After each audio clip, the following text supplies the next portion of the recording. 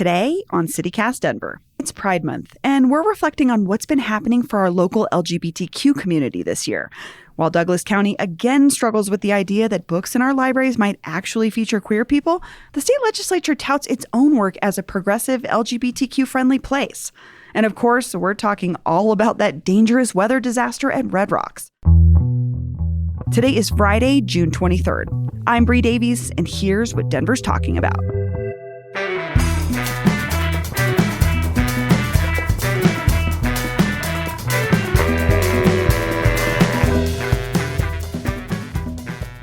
Welcome back to CityCast Denver, the only city that New York Jets quarterback, a.k.a. Shailene Woodley's ex-boyfriend, is really how I know him better, former governor of Texas, and the co-founder of Whole Foods can all agree on. They love drugs. They want to be here along with 10,000 other microdosed people who are here for the massive psychedelics conference this week. Anne Marie, were you excited about that conference? All right. Everyone keeps asking me if I'm going to this conference. Do y'all know how much it costs? Oh, it's like $600. It's really, I'm sure everybody's having a really nice time at this incredibly bougie conference.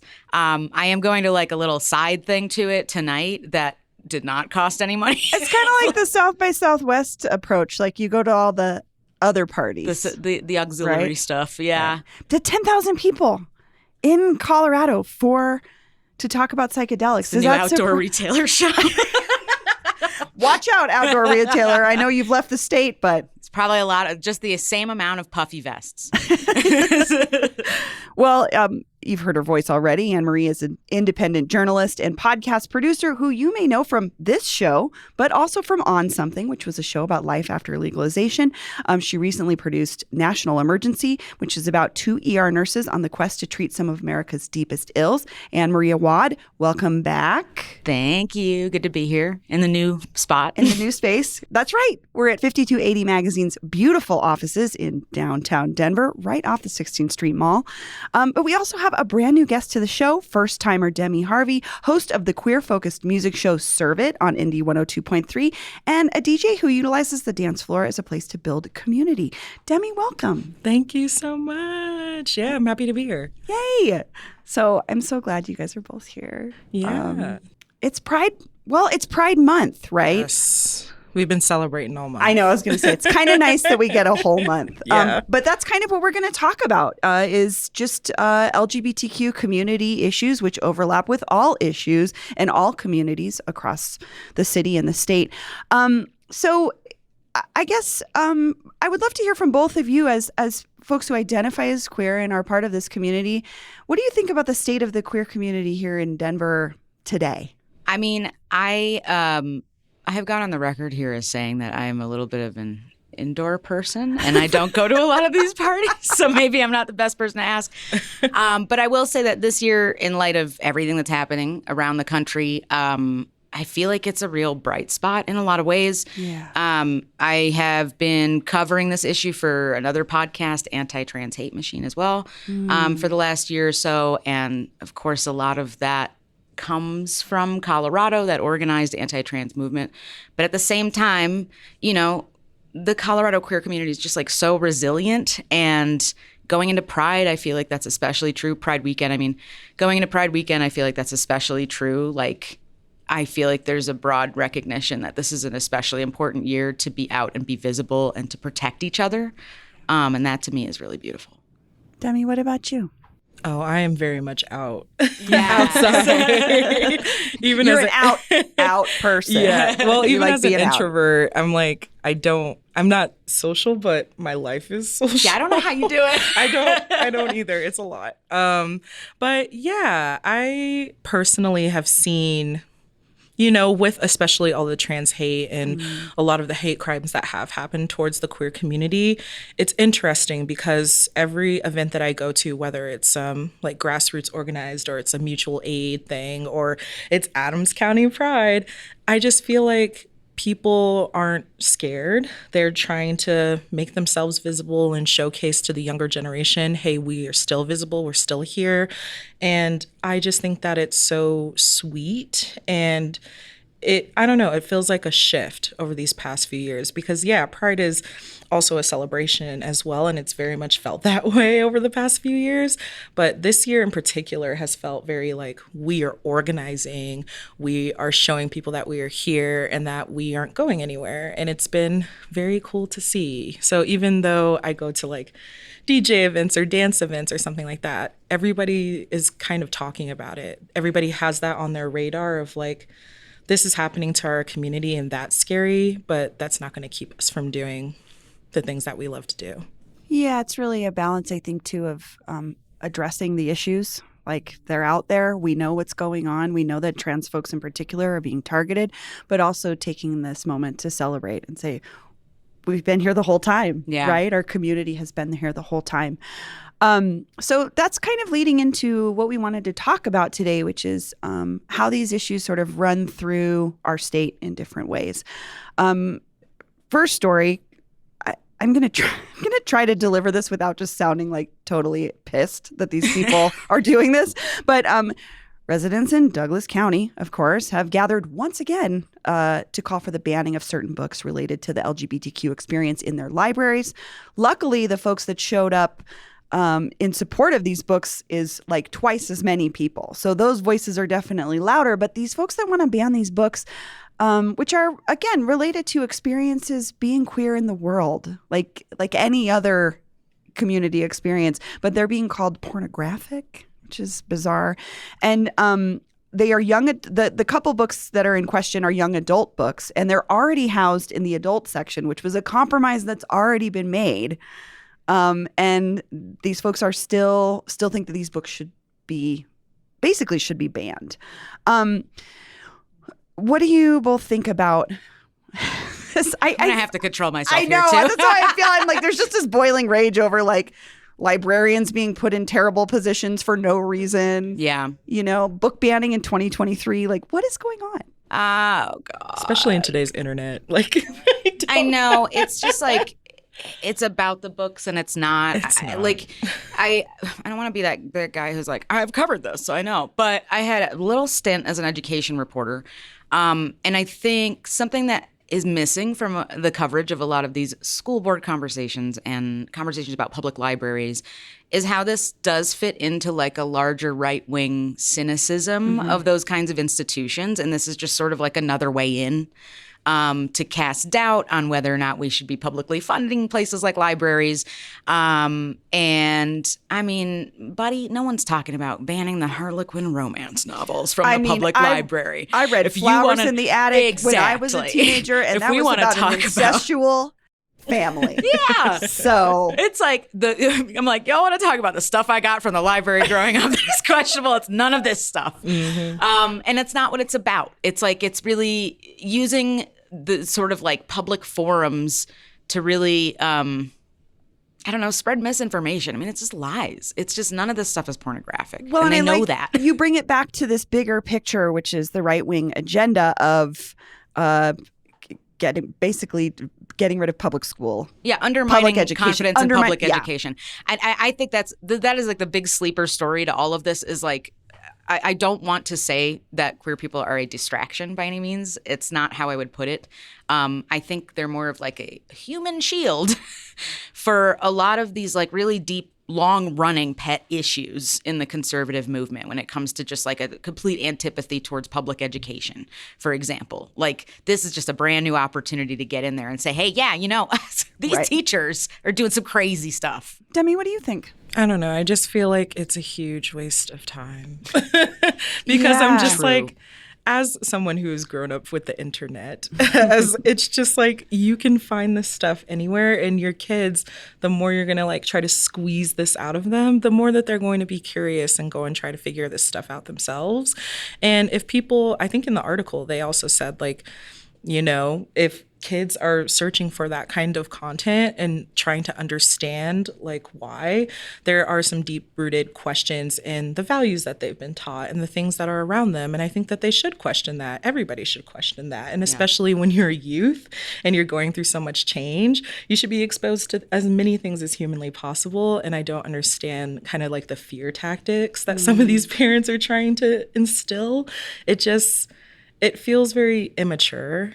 And that's what I get from these conversations that are happening, not just here, but all across the US, of just like, please find other ways to spend your time. This is a lot. And yeah, exactly what you said, Brie. I have read some very intense straight books, some by accident. No one is talking about the straight agenda I'm in these just public like, libraries.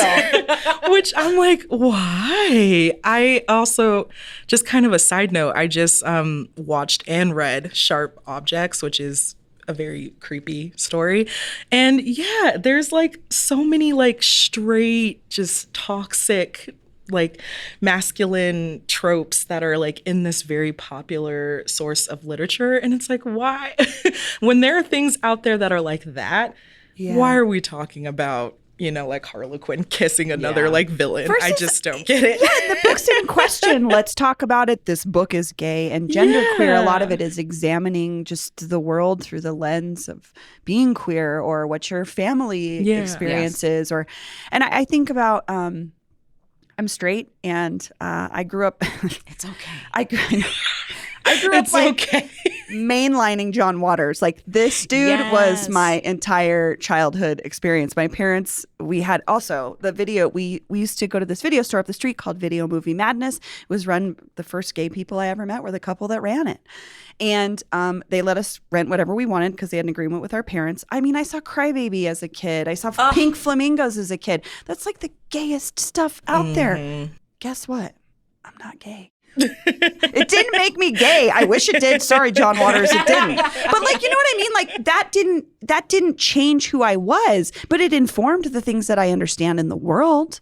I mean, Divine was the first person in any sort of a drag performance that I understood what she was doing. Yeah. And it was cool. Yeah. And like, it just gave me a profound respect and understanding for the community that would become a huge part of my life, but it didn't. I don't know. I think about like these things might make you gay. Like, sorry, it's kind of impossible. I Like, also just want to know, are these people like reading these books before No. they For sure Absolutely not. For sure not. Absolutely not. You bring up Genderqueer, for example. That's the most banned book in America right now. Really? By Maya Kobabe. Yeah. And again, I think really like when you look at these campaigns against these books in a broader sense, they're going after these really highly visible, I don't want to use this term, but like sort of like low-hanging fruit, right? Yeah, like for this is sure. a book called Genderqueer by a genderqueer person. Yeah.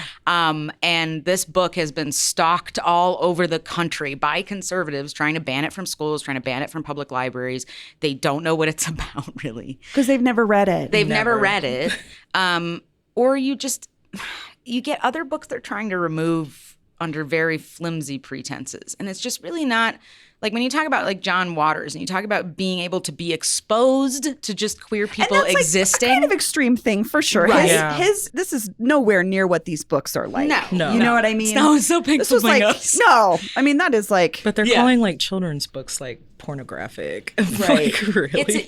It's about, it just doesn't, the content doesn't really matter to them, I don't think. I think it's about the exclusion of queer people from public life. A lot of these people just assume that they know what queer people, who they are and what they want and how they represent themselves in the world. And it's like, do you even know a queer person? Are you but the friends with a funniest queer part is person? they know Like, queer people. They why? don't know they know queer They people. don't. Yes. You know what I mean? Yes. You interact with queer folks every day in your Every life, whether day. you know it or not. At the And that's- store, like Yeah. everywhere. I think that is a piece of the anti-trans campaign that's really worth like sort of dwelling on for a second. In the other podcast I've worked on, Anti-Trans Hate Machine, we interviewed people who were part of the ex-gay evangelical movement in the 90s. And I think one of these really So these are the prominent- folks that when you say ex-gay, do you mean the folks that were like they they tried were- to like get the gay out of them? Yes. Okay. Yes. And then they survived that, which is And they extremely survived, traumatic. and a few of them, the person we interviewed in particular is Yvette Cantu Schneider, and she was part of Focus on the Family at one time. Wow. And she's since renounced that.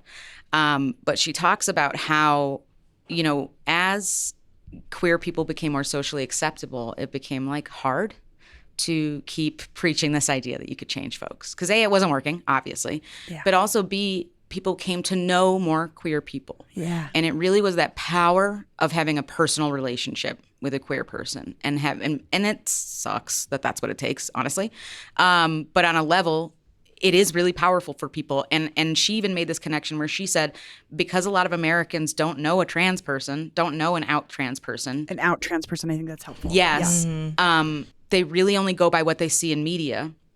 And I think that's particularly potent here, right? Like, it's like we have so much more visibility in a way in media. So that's why certain people, I guess, feel like there's more trans people.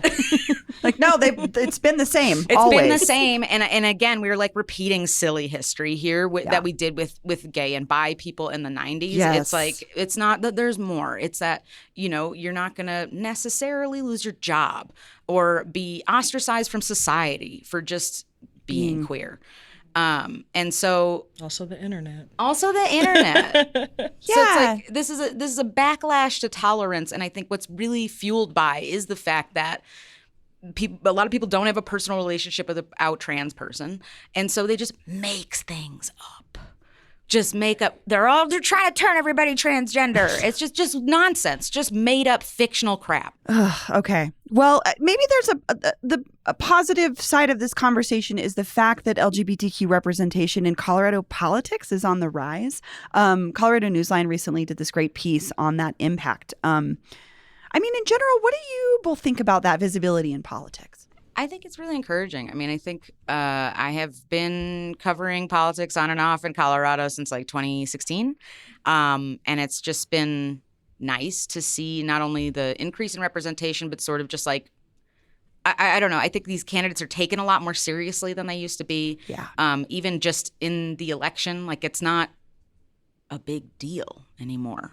Right. I mean, it's something queer. that is a selling point for sure. Like, Yes. oh, this person understands things about the world that I think that our country needs to understand. So, but at the same time, it's like, are they a good legislator? Yeah. I think it's interesting because, like, as a person who wasn't really involved in a lot of local politics growing up, and I am now because I work for different publications, but it's kind of cool to see that there are queer people in politics so that younger people can see them and be like, oh, they are representing my district, or they have the same like passions as me and they dress this way. And it just feels really cool to have that representation reflected in the politics as well. It's like, yeah, we may not have hundreds of people that are in office that are openly queer, but it's cool that the few that are very proud and open and loud about their politics. Yeah. And it just helps bring that attention to people who maybe like me, maybe didn't have a background in that, but now are getting more and more interested in Colorado politics because they see themselves being represented. I was going to say, that's what representation's all about, is when you see yourself in something, then you know that you can be a part of it or that it understands you. Mm-hmm. Yeah.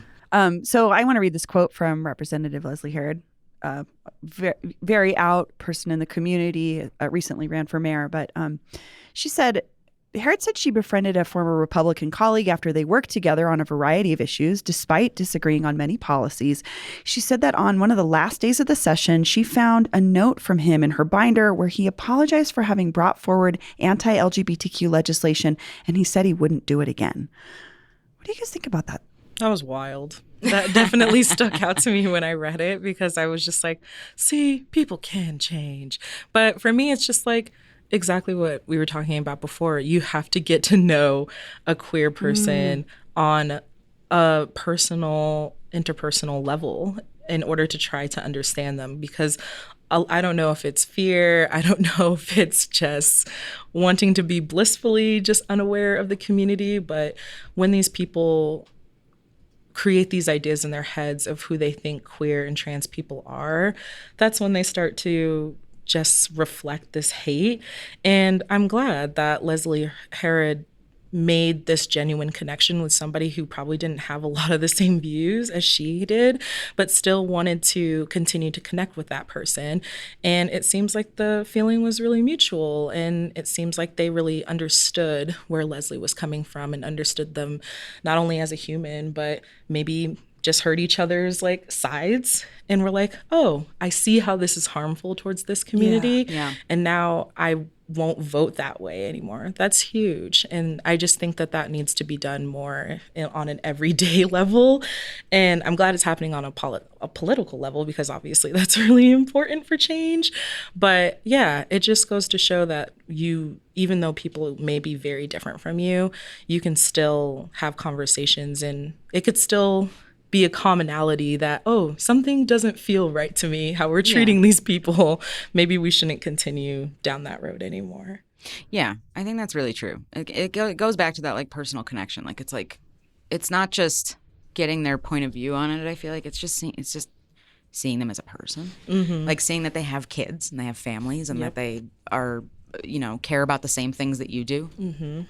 What do you guys think about the way that he went about this? I guess that was the one thing that, like, I understand he can't just come out and be like, I'm an ally now. But like, I just wonder, it's like, it's a message to Leslie, which she's obviously going to share with other people. But like, does it feel like, I don't know, it felt like a little bit of a cop-out. I'm not going to undermine the fact that work was done between them to create this relationship, but like, is he going to stand up now? I'm a note girl, so I personally loved it. Okay. I was like, ooh, love notes, cute. But I know it's not a love note. Yeah, I was like a little bit far from a love note. But for me, yeah, I'm really going to hope to see, Leslie didn't disclose who this person was, but I do hope that they speak up.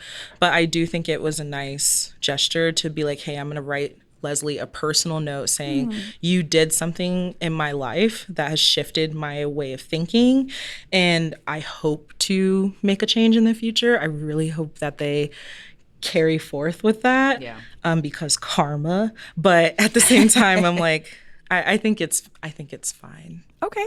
I appreciate that perspective. Okay, well, we're wrapping up here, but we will be right back after a quick break with something else.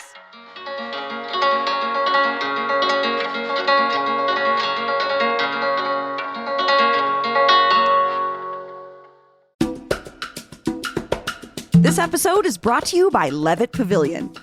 Because they're free, all ages summer concert season runs through September. And let's be honest, we all know Levitt is the best. It's an outdoor all ages amphitheater based in Ruby Hill Park in Southwest Denver, just 10 minutes from downtown. Have you guys been to shows at Levitt? I'm going this Saturday. Check out affordably priced shows like Heartless Bastards, Charlie Tuna, and Flor de Toloache. They're like the first all-female mariachi band from New York that does a Nirvana medley in mariachi style. I was like, were you made for me? Were you a band that was created for me? And you can see tons of free shows too, like La Dama, Soccer Mommy, Flowbots, and more. Bring a picnic or buy dinner from one of the many rotating local food trucks, grab drinks at their well-stocked bar, and enjoy music under the stars at Levitt.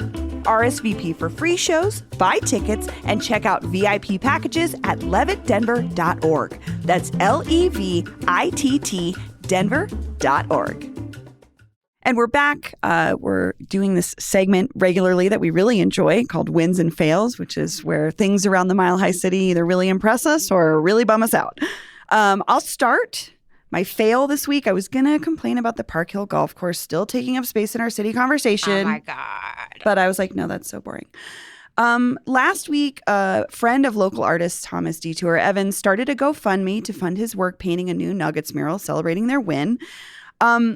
Shocking, not to most of us that are in the art world, or that have friends that are artists. No one gets paid. Very, very rarely are people getting paid, or let alone paid enough to do these murals.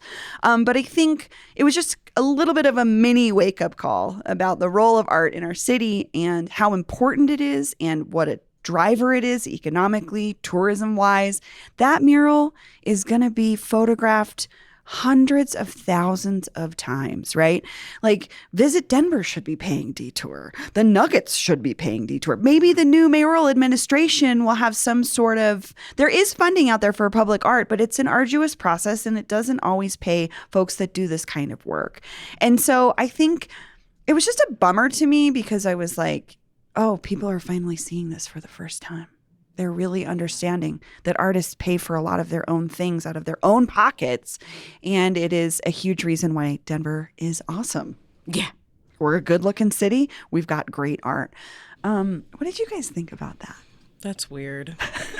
As someone who also has a lot of artist friends, it's just like, who do you think is painting all of these murals in Rhino and Five Points? Like, they're people. Right. And these people are out here sweating. They're on dangerous scaffolding. They probably don't have health insurance. Oh my God. Who's Don't get paying me for started. all of this? And I know paints and stuff are expensive. Yeah. And I've already seen Detour's mural like everywhere. Every publication Right? has used that image, and it's so vibrant. His work is just so detailed and amazing. And I 100% agree that the city or even the Nuggets can band together and be like, hey, this cool thing is happening. This artist did this amazing thing. Let's give them some funding. I just think it's just weird and so unfortunate that a city that loves art and wants to support art just has such a lack of funding for art. Yeah. To be fair, there is a public art program, and it's something that Colorado has that Denver has that not a lot of other places have, which is 1% of every municipal capital improvement project over $1 million gets 1% of that to get art made. So it basically creates money out of big projects to pay artists to make art. And our artists can, they'll say, okay, we're building this new thing. That's like the RTD public art and stuff like that? I think or is so. it also the murals? I don't know if the murals are included in that because it's usually larger projects. Like I'm thinking about, what is that piece? Oh, I mean, Lucifer. Like for like instance. art installations. Our Lord and Savior. Yeah. Right. Right. I mean, that came out of the city. And so that's fair. I guess, I don't know. I think that artists do a lot of work that just goes unheralded and is not seen as a contribution to a city when in reality it's one of the biggest draws for the city. Yeah, I think also like protecting that art is also a piece of the conversation too. Yeah. Because it's part of the investment, right? Like his other very famous mural, the George Floyd one, had been defaced I don't know how many times, and he's had to go back and fix it. Again, that's something he pays for out of his own pocket. But that is this iconic mural. But I think also the other mural I think of off of Colfax, I forget on which building, that was painted over in 2020 with the nurse. Yeah. Yeah. I think it was Carlotta Espinosa's piece. Also, the Chicano Murals Project was working to save that as well. It was a piece from the 90s, I think. It was very old. Yeah. And so then it it's was like, painted over with this piece. And it's like, it's hard because it gets complicated. Well, the owner of the building said we could do it, but then who owns the piece of art on the side and things like that. And I think the thing that sucks is like, then it pits artists against each other. And like, I don't want us to have that conversation. I think it's more just about how do we incorporate muralism into public art in a way that funds it and supports the artists that create it. So, okay, Demi, what's your fail this week? I have ranted about Red Rocks all season long, if you follow me on Instagram. And another one is coming right now because they were just in the news, national news for... This is going to air later, but the Louis Tomlinson concert that happened was completely hailed out. And there's videos that you can find on social media right now of people running from the giant quarter-sized hail that is pelting them on the Red Rock stairs, and they have nowhere to hide. Some of them are in the bathrooms. Some of them are hiding under the very sparse trees that are up there, if you've ever been to Red Rocks. And a few probably fled to their cars, but I also saw that a lot of cars got their windows just pummeled out because the hail was so, and a lot of people, like dozens of people were hospitalized for their injuries. And Red Rocks, we can't really control Mother Nature there. If you've been to a Red Rocks show, the weather can change at any time. But we have had some pretty severe weather over these past couple of weeks. And so we need to find better ways to prepare the public when they are going to these outdoor venues to keep them safe. Because not only was there hail, there was lightning, there was torrential rainstorms. It looked like hell. It really did. And there was kids there, And so that's just a major fail, but I've mostly been ranting about Red Rocks because it's extremely inaccessible. As a person who's now in their 30s, I don't go to Red Rocks very often because it is hard on my body and my mental health. I cannot make the drive to Red Rocks and wait in traffic for an hour to get in, to find parking that's 3 miles away, to hike on trails that haven't really been maintained and have no lighting, to hike upstairs to get to my spot in GA that is at the very top of the venue, to pay $13 for a bottle of water. It's not for me Really anymore. ruins the magic of Red Rocks for you. It ruins the magic of Red Rocks because it's a whole thing and it is very inaccessible to people. And even just seeing like, where are the handicap spots? How are people who are not able-bodied able to get up and down these stairs, get to the bathrooms, which are only located at the top and bottom of the venues? Or in the moment of a crisis Or in the moment of a situation, crisis, where do people go? really Because scary. your cars are not close. So how are you escaping? And even how are you getting out? Because I'm sure with the rain, these parking lots are mud. So it's like people are sinking in them. It's just a whole cluster that I'm like, Red Rocks needs to deal with. And I know that it's kind of managed by Denver Arts and Venues. But also, I think there's a responsibility to the promoters and people who put on these shows to make sure that it is safe for people to go, because it's also a huge draw of tourism to Colorado, and people get there and they have this idea of what Red Rocks is going to be, and yet they are very ill prepared for everything that Red Rocks has to offer in order for you to even just get to the show. So No one believes you until they actually go that it's like a huge pain in the butt. Oh, for sure. I mean, it's I don't think I lot. believed anybody, to be fair. Yeah.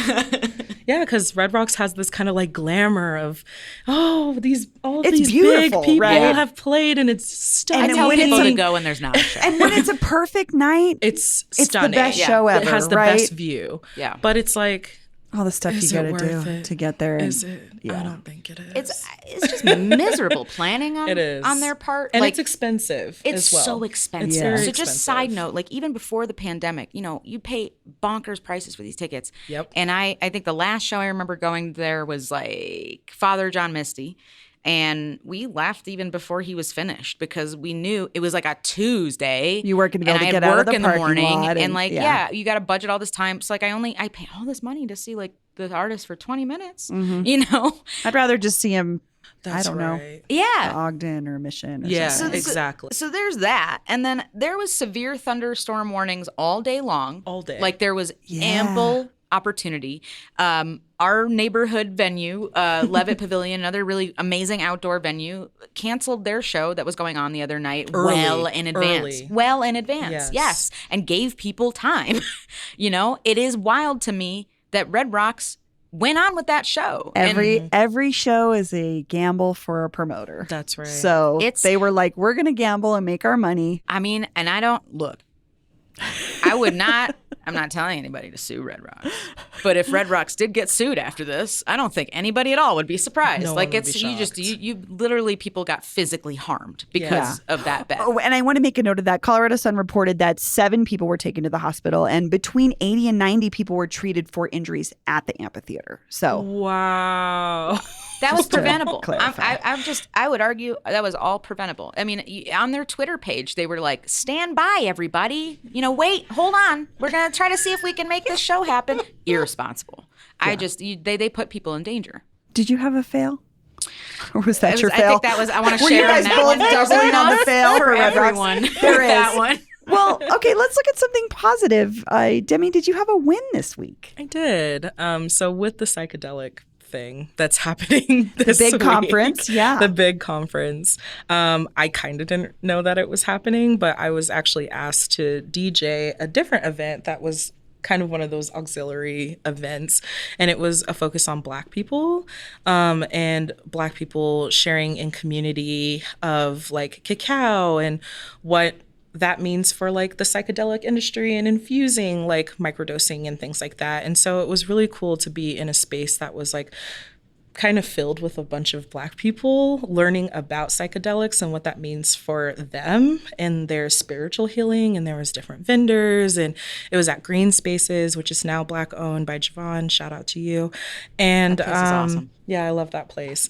And it just felt really safe and cozy, but also like educational as well. And it was, even with the hundreds of dollars that people had to pay to go to this psychedelic conference, it was cool to see that, hey, we may not be able to afford that, but we're going to create space for ourselves and still participate in this in whatever way that we can. And I just thought that that was a win. That sounds awesome. Nice. I like Yeah. that aspect of conferences when you can start to see the other things branch off related to how it connects with communities. And especially when those are the people who are living here. So they're Yeah. going to give back to this community, whereas a lot of the people coming to the conference are going to just leave. Sure. Right around. Right. Anne-Marie, did you have a win? Yeah, I feel like I should talk about a nice outdoor concert experience. I would love to hear your nice outdoor concert experience. I had the pleasure of going to the first Denver Botanic Gardens outdoor show of the season this week. Nico wow, I didn't realize Case. it was the first. I believe Nico? it is. Cool. Okay. Fact check me, please. But Nico Case and Nora O'Connell, and it was just so nice. It's, for people who haven't been, it's like picnic style. You can bring in your own food. You can bring in booze. The people in front of me got loaded. It was just, it was like funny watching them pull Lots out of dads and khakis dancing. Getting loaded to the Nico calves Case. were out. Yeah. How? Oh, you should have seen. A lot of I sad saw the bastard B-52s a couple of years ago, and you want to Oh. see the dads go crazy for my own private Idaho. My goodness. People get people get people get party at tore the Botanic Gardens. up. I saw Nico Case. I actually saw her at the Botanic Gardens like back in 2017 with Laura Veers and Katie Lang. Oh, and that sounds awesome. It was amazing. But Katie Lang is like hilarious on stage, like so funny. And she turns around at some point, she picks up a banjo and she's like, something I've learned is chicks dig banjos. And then at that moment, like all these older lesbians just like filter down the aisles like- with their hands up. They're like, wow!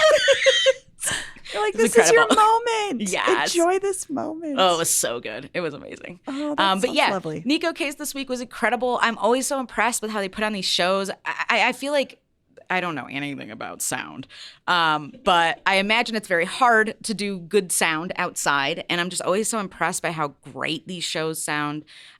It's like theater in the round style. So it's like hard not to get a good view. And it was just like awesome. Oh, good. Okay. So a positive outdoor concert story. Thank you. I'm going to, not to downplay what happened at Red Rocks because I'm with you. But my win this week was last week I got an email that was like, if you want to buy tickets to Casa Bonita, you can right now for this time only. And I had signed up on their mailing list. This was not a press thing. I got to go. What? It was incredible. It was. What was the highlight? I need to know. Okay, so, well, they kind of redid the interior, but when you first walk in, it looks exactly the same. Like, exactly the same. It's wild how they just did it. I saw the pictures. They tore the whole thing apart and put it all back together exactly. So they've changed a little bit the way that there's a ticketing system now. And so you go into this little room and you get tickets.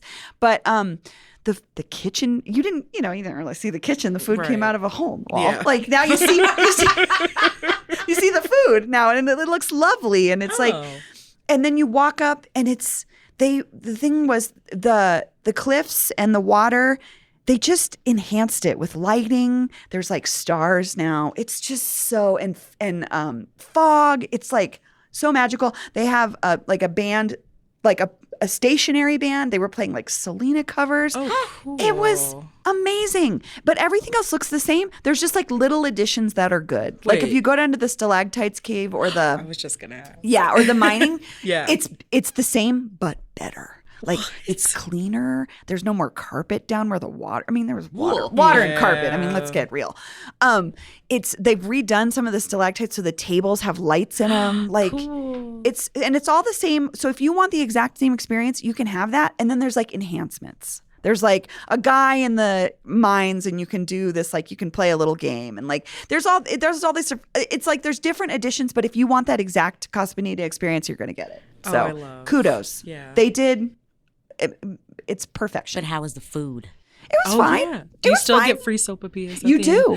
And they have different options for the food now. Like the menu's better. There's vegan options. There's vegetarian options. Like, and also if you want, they had flan. They had like a key lime custard. So if you want to upgrade, you can. But if you want to do the base ticket price with the meal and the free sopapillas and everything else that was free in there, it's exactly the same. So, Wow. Yeah. What an So experience. cheers. I can't wait for everybody else to get to do it. I don't know how I got that, but I think also their merch. They have an awesome gift shop, and I spent way too much money in there. You have the full outfit. I know. I was like, do I need dish towels that You say like Casa supermarket Bonita? sweat. Yeah, there needs to be. Everything in the Exactly car. what I told my best friend when we walked in. I was like, I'm going to supermarket sweep this whole place. It was awesome. So, Yeah, I saw your tweet that was like, ma'am, do you have a fitting room? so I just like, excuse me, is there a fitting room here? And I'm like, it's the Casa Bonita gift shop, ma'am. Just trying it It's on not over your H&M. clothes. We need a photo of you in the full drip, as the kids Oh, say. I know. Yeah. I got my shirt. I got a shirt. I got my son a shirt. It was great. So it was lovely. Okay, we are going to take one more quick break. And when we come back, we'll have our CityCast Denver maybe for your weekend. What's up, weather fam? Rain or shine, I'm Andy Stein here with your CityCast Denver weather forecast for this weekend. Hey, y'all, this week was intense with the rain showers and the thunderstorms and the severe storms and all the tornadoes that happened in eastern Colorado. It's been a busy stretch of weather. We're going to talk about that more in a minute, but let's talk about this weekend. It is Pride Weekend in Denver, and I am so happy to say it's going to be such a beautiful weekend. Clear skies, sunny conditions, highs in the low to mid 80s, overnight lows in the mid 50s with clear skies again. Just really looking perfect for any outdoor events that you have planned over Saturday and Sunday. Hey, let's talk about June. This June has been our wettest June on record ever. We've gotten over 5 inches of rain, which has never happened before. And if we add up what's happened now and what also happened in May, we are over 10.5 inches of rain here in Denver, which is the wettest May-June period on record as well. So y'all deserve this weekend of sunshine because it's been wet. It's time for the official CityCast Denver maybe for your weekend, as in maybe you'll see us there. As usual, there are so many cool things happening in Denver this weekend, but there's only one where you might see us. Peyton Garcia rounds up her best bets in our newsletter, Hey Denver, every week, and she's here to give us her top picks. Hi, Pay. Hey, y'all.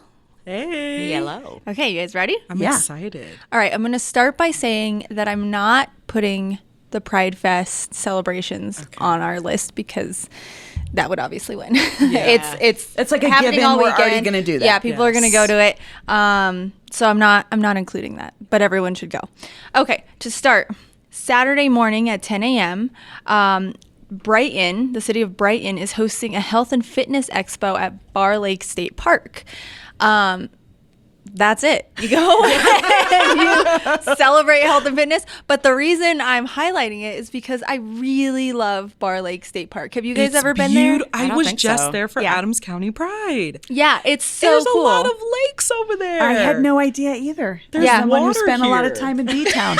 There's water in Colorado. Yeah. This is where they've been keeping it. It's a really cool space. In fact, I just highlighted Brighton in one of our neighborhood guides a few weeks ago, and I plugged Bar Lake State Park there. It's really cool. They've got cool wildlife. The weather's supposed to be really nice. So whether you like health and fitness, go check out Bar Lake State see a Park. nice Yeah. lake. Yeah, it's cool. Okay. Okay, so that's Saturday morning. Also Saturday morning. Anne-Marie, you might enjoy this one. This is a plant swap and giveaway. Well, it sounds like me. Yeah, it's happening in Sun Valley, and they're encouraging. It's hosted by a bunch of organizations. I think it's hosted at Earthlinks, and I love them. yeah, they're encouraging the community to come together and talk all things plants and pollinators, and bring seedlings and propagations, and swap plants and tips. This is it. Yeah. This is it. Early Yeah, contender. and you don't have to be like a good gardener. You can be like Anne-Marie, who's great, or you could be like me, who sucks. And like I know. I was like, still I go. watch my husband do a great job Yeah, in our so yard. it's free. It's You're just seated fun. gardener. Yeah, I also Yeah. suck. It's fine. But it's a dream of mine to be like a cottagecore lesbian with a huge garden and chickens and all of that. So Just takes time. what's cool is We can if you dream. go and other people bring their like propagation things. Plants, you their could plants? yeah, you could mooch off of better Yes. gardeners. Yes. Guys, Right? I'm just saying, I got a bunch of tomato plants still I gotta get rid of. Just saying. Ooh. So don't give them to me. They got a little beat up by the hail, but they're still fine. Okay, so that's Sun Valley. okay. What's next? Next is Sunday. Denver Beer Co. is partnering with Little Man Ice Cream to combine two of your favorite summertime treats by way of an ice cream and beer flight. So you'll get 5 scoops of uniquely flavored handcrafted ice cream to pair with 5 4-ounce pours of signature DBC brews. If that's not the most Colorado thing I've ever I heard know. in my entire life. And then I went to sleep. I know. They have I think 4 or maybe it's 5 tap rooms. I think 4 of them are in Denver, one's in Arvada, or maybe it's 3 in Denver, 1 in Arvada. Oh, Either way. wow. So there's like a lot of different options. They're all doing it. It's only $30 for the pairing. I think they both do good stuff, and the pairings are pretty unique. It's like one is like a graham cracker porter paired with a fluffernutter ice cream. Then there's like a honey wheat ale paired with honey ice cream. So anyways, if that's your thing and you want to be in a food coma on Sunday, Good call. Sounds okay. yummy. What's our last Okay, pick? last one is Larimer Square's Summer Market Series. So they do this all summer.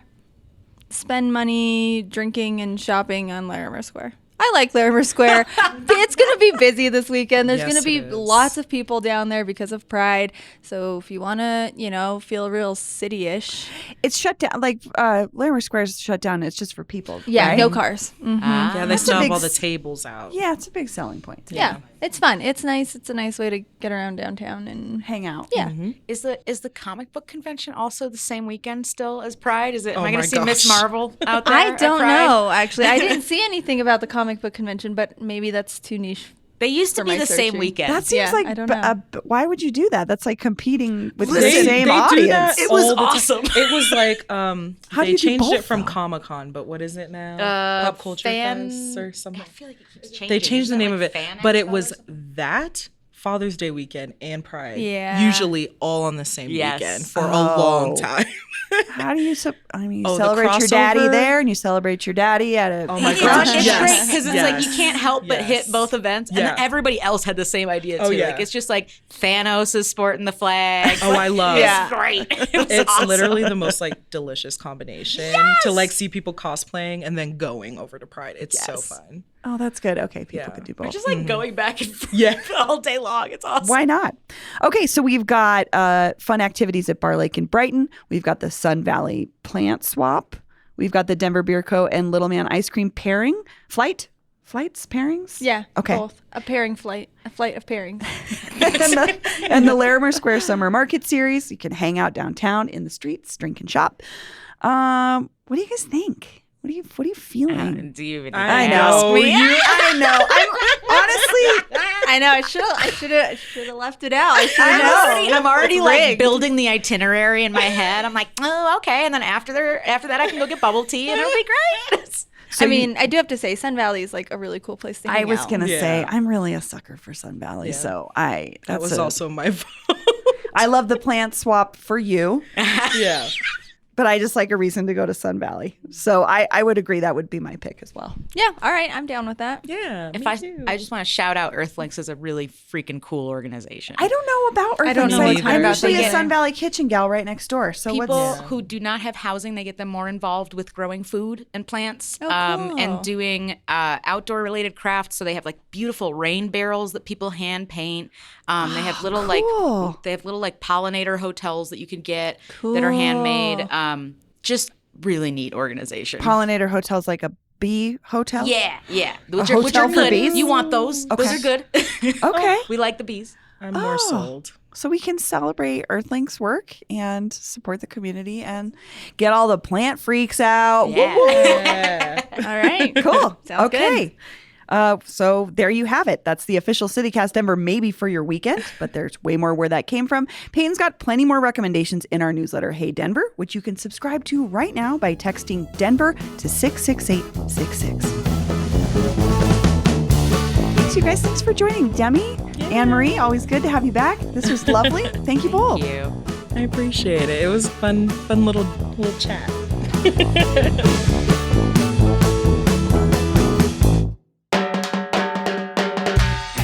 That's all for today here on CityCast Denver. Our producers this week were Paul Caroli and Olivia Jewel Love. Peyton Garcia writes our morning newsletter. I'm Bree Davies, your host. Our music is by Los Mocochetes with additional mixing by Tyler Lindgren.